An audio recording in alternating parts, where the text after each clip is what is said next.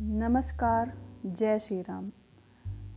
भारत के सभी बच्चों, युवाओं और बुज़ुर्गों को मेरा प्यार भरा नमस्कार। आप सबका मेरे चैनल में स्वागत है।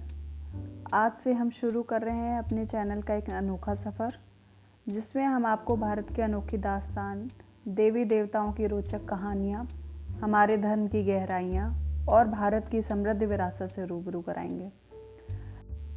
तो चलिए इस सफ़र में हमारे साथ जुड़ें और जानें भारत की उन अनसुनी बातों को जो आपको हैरान कर देंगी और आपके दिल को गर्व से भर देंगी। ये चैनल बच्चों, माता पिताओं, दादा दादी और आज की युवा पीढ़ी के लिए है। आज की युवा पीढ़ी भारत की आशा और उम्मीद है। आप सभी युवा दोस्तों को विशेष रूप से आमंत्रित करते हुए मैं कहना चाहती हूँ कि आप ही भारत के भविष्य के निर्माता हैं और आपके हाथों में है देश को नई ऊंचाइयों पर ले जाने की ताकत। आपकी ऊर्जा, आपका उत्साह और आपका नवाचार भारत को विश्व में एक नया मुकाम दिलाने में मदद करेगा। मुझे लगता है कि आजकल हम लोग बच्चों को टाइम नहीं दे पा रहे हैं। आप बच्चों के साथ समय बिताइए, स्पेशली जब वो सोने जाते हैं।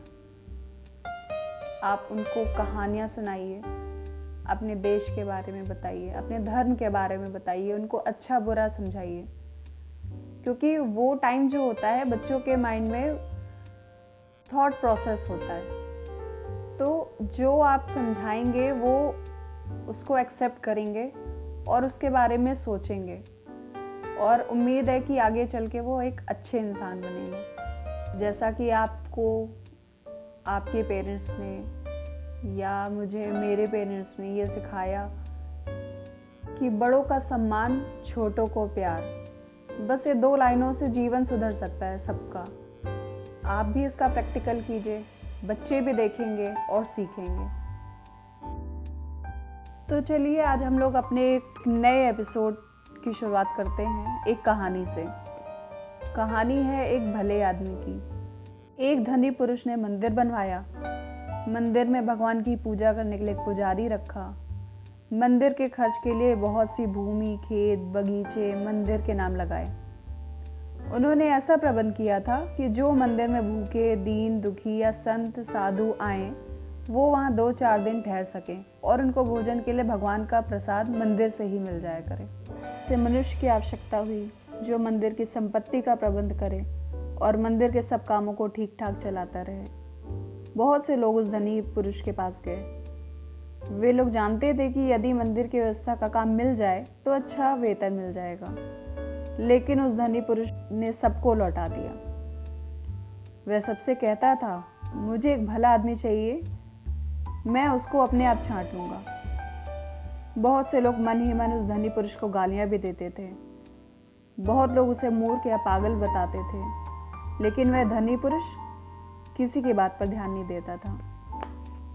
जब मंदिर के पट खुलते थे और लोग भगवान के दर्शन के लिए आने लगते थे, तब वह धनी पुरुष अपने मकान की छत पर बैठकर मंदिर में आने वाले लोगों को चुपचाप देखा करता था।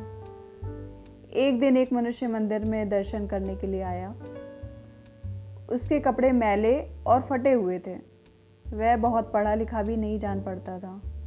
जब वह भगवान का दर्शन करके जाने लगा, तब धनी पुरुष ने उसे अपने पास बुलाया और कहा, क्या आप इस मंदिर की व्यवस्था संभालने का काम स्वीकार करेंगे? वह मनुष्य बड़े आश्चर्य में पड़ गया।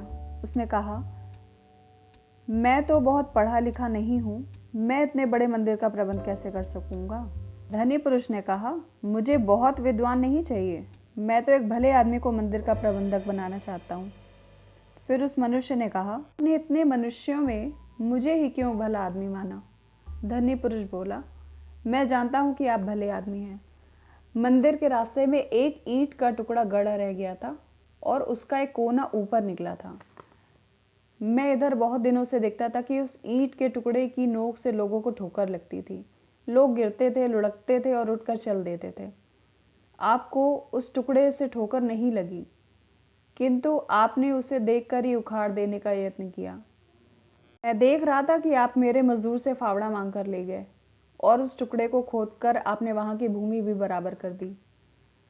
मनुष्य ने कहा, यह तो कोई बात नहीं है। रास्ते में पड़े कांटे, कंकड़, ठोकर लगने योग्य पत्थरों, ईंटों को हटा देना तो प्रत्येक मनुष्य का कर्तव्य है।